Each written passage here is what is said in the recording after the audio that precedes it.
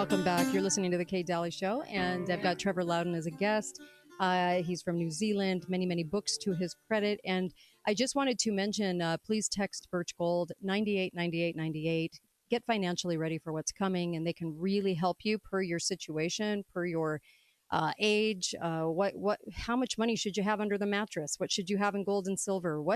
How to diversify everything. And also, they'll just help you. And also, it doesn't cost you anything to get everything backed up with gold and silver, your accounts, your IRAs, your retirement, your savings.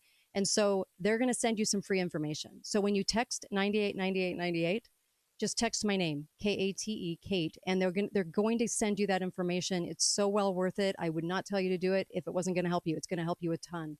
And you'll be able to help family and friends with that same information too. And they're just going to text you. So it's just a text coming in, and I promise you it's worth it. 989898, and then my name, Kate, Kate, as the subject, okay, as the message. And send that off right now, if you will, and you'll get that information, and I'll know you have it. All right. So, Trevor, I just wanted to ask you real fast, where can people get this new book that you have on Kamala? Because you're just hitting bits and pieces. I mean, the whole enchilada is going to be in this book, and it comes out in a few weeks. Where can they go? Well, they can go to... hang on. Okay. Excuse me. It's okay.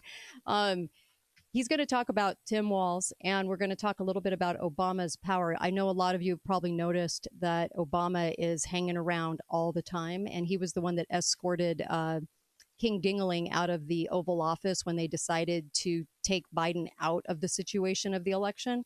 And so we'll talk about Obama and Tim Walz. But where can they go to get that book? Just go to trevorloudon.com, okay. My name. You can get signed copies there. It will be it's available for pre-order now. It'll be out soon. It'll be available on Amazon for pre-order too, but for a signed copy, go to trevorloudon.com. Loudon. Loudon. Yes. Okay.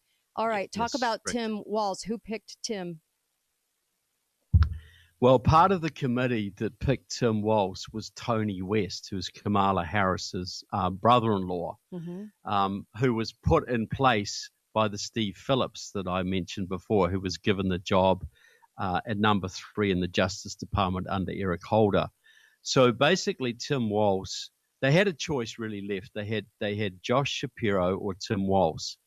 Now, Shapiro would have made sense in a lot of ways. He could have maybe carried Pennsylvania, and he was regarded as more of a moderate Democrat, but he's pro-Israel, and he doesn't like Hamas, and a lot of Kamala's base is very, very pro-Hamas, very pro-terrorist. So it would have blown up Kamala's base if she'd gone with Tim Walz. What about Kamala's husband is Jewish, and he's always going over there, doing a lot over there. So what is that deal? If she's more Hamas, how does that remedy up with her husband? Look, I don't think it really matters. You know, he might do certain things like that, but she is very deeply involved with Black Lives Matter. You know, it's very, very close to Alicia Garza, the founder of Black Lives Matter, for instance. They are her people. The Maoists around her started Black Lives Matter. And so they are in with Hamas. They are in with Palestine. They are deeply in bed with those terrorists. So she would have just blown up her own base had she gone with Josh Shapiro. So basically, they picked a pro-China Maoist with a deep Marxist background, who's basically the male counterpart of herself. Yeah. She is pro-China. He's pro-China. She's got a Marxist background. He's got a Marxist background. There's a lot of information about his China ties, but nobody understands.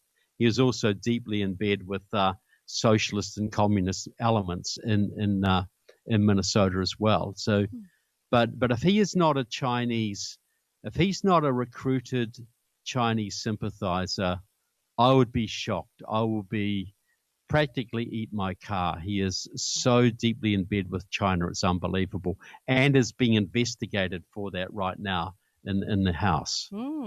Okay.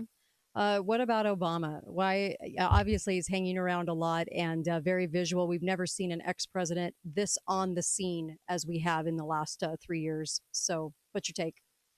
Well, he's the guiding light. What I'd say is who's in charge right now is Barack Obama and Susan Rice and Valerie Jarrett and Xi Jinping. That's who I'd say is effectively in charge of the country right now. Mm-hmm. So Joe Biden was really the third term of Obama, and Kamala Harris would be term 4 and term 5. Because, and I say both terms because we need to understand one of the first things that Kamala Harris would do would be to legalize 30 million illegal immigrants who will then vote 80 to 90% Democrat. And you can kiss goodbye any future conservative government. They will have the country completely on lockdown. This is a Maoist takeover of the country. This is the final push. Obama started it. Obama was stage 1 cancer. Biden was stage 2 cancer, and Kamala will be stage 3 and 4. Do you believe there'll be a lockdown coming up right after the election flu? Well, look, the World Health Organization, which is run by Tedros, an Ethiopian pro-Chinese communist, and Susan Mickey, a British pro-Chinese communist, are already talking about this, the mpox or whatever. They're trying to get this going. And we need to understand, an election year, we got the COVID, which came from China. And I can't say they deliberately released it, though I certainly suspect they did. But what I can say is all of the states and all of the countries around the world that had the harshest lockdowns were all the ones with the most Chinese influence. Like in Minnesota, for instance, Tim Walz is the governor. He had the harshest lockdowns in the country. They had cops going around firing BB guns at people standing out on their porches. California, Oregon, wherever the Chinese had the most control over the local unions and the local politicians, that's where the lockdowns were harshest.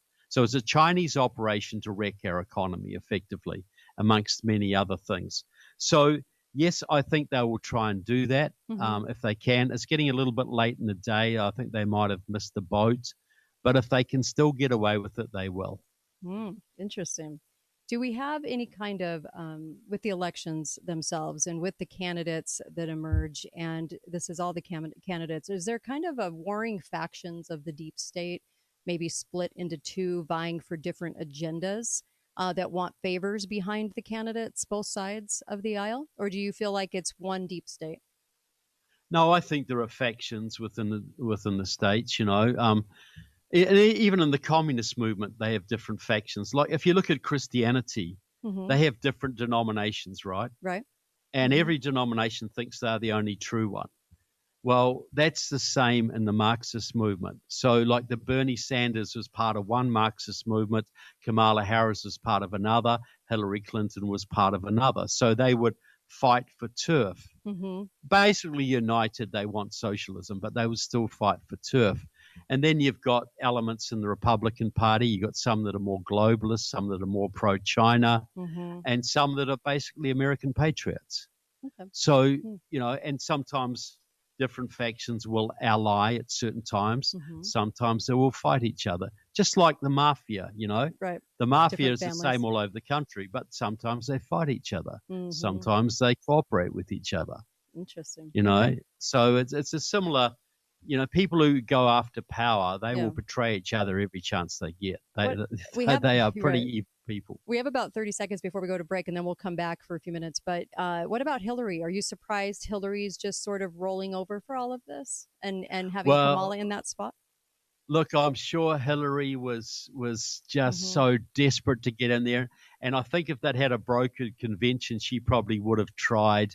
But look, I think Hillary, she's been told her day is done. You had your chance, Hillary. You did the deal with the devil, but we don't have to honor that deal. I don't see Hillary ever running again. She's just past it now. And I'm be right sure back. she would just love to do it. I'll be right back with Trevor Loudon and be back in just a moment. TrevorLoudon.com. Be right back. KateDalleyRadio.com.